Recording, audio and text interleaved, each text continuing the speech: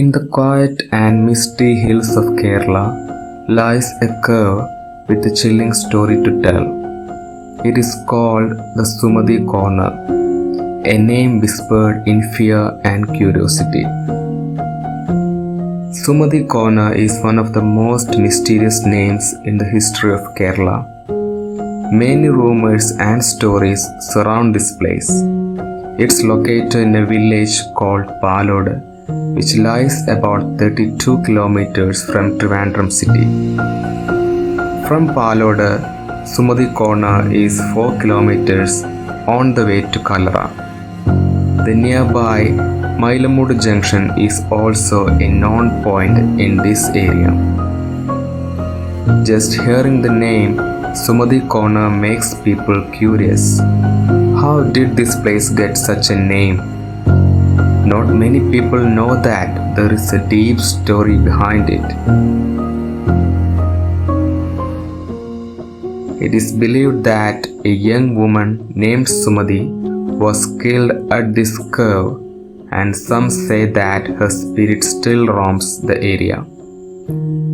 Long ago, many stories were shared among people about this place.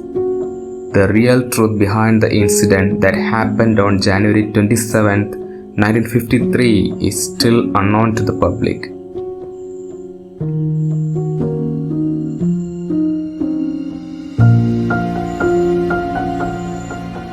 Sumathi was born into a destitute family, while her neighbor Ratnagaran was wealthy. Sumathi lived near his banana plantation. Ratnagaran seduced Sumathi and she got pregnant. However, Ratnagaran's rich and highly respected family was strongly against the marriage. Meanwhile, Sumathi began to insist on marriage. Feeling pressured, Ratnagaran along with his close friend Ravindran plotted to kill Sumathi. Ratnagaran was familiar with the Melamudu forest as he used to visit Bharatannur often. So they chose this forest area as the location for the murder. It was a time of a festival at the Pangodu Devi temple. Using the festival as an excuse, Ratnagaran and his friend took Sumathi in a car to Melamudu. After passing the forest office, they parked the car and all three began walking into the forest. To convince Sumathi, they told her that it was just a walking path they needed to take. Believing they had gone deep enough into the forest, the murder took place near the area now known as Sumathi Curve. Ratnagaran held Sumathi's hands while his friend Ravindran slit her throat. After brutally killing her, both of them escaped from the scene. Later, some people who had entered the forest to collect firewood found her body. The news quickly spread and the case became a big topic of discussion. The police began a detailed investigation.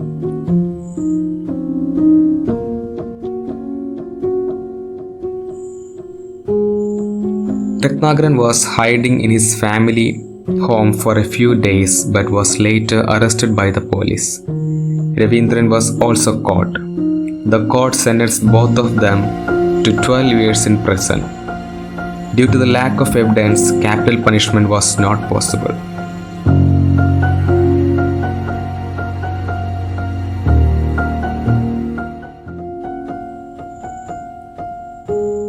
After the death of Sumathi, people began to feel the corner and the forest surrounding it is haunted.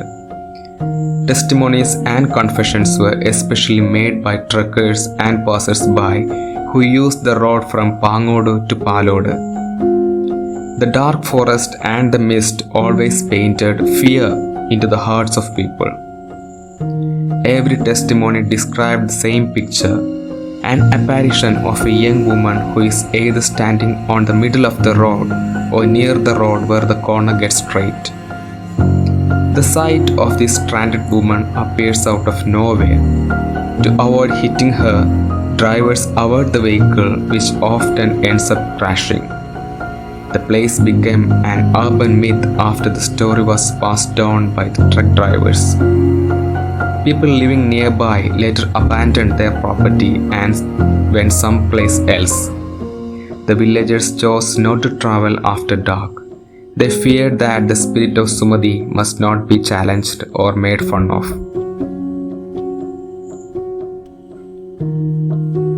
As the accidents and sighting of the apparition was frequent, people began to call it the murder curve, or as we know it, the Sumathi corner. They believed that the unsatisfied soul of Sumathi is still roaming in that forest. The urban myth slowly became an urban legend. Even after decades, people still avoid travel at night through Sumathi corner.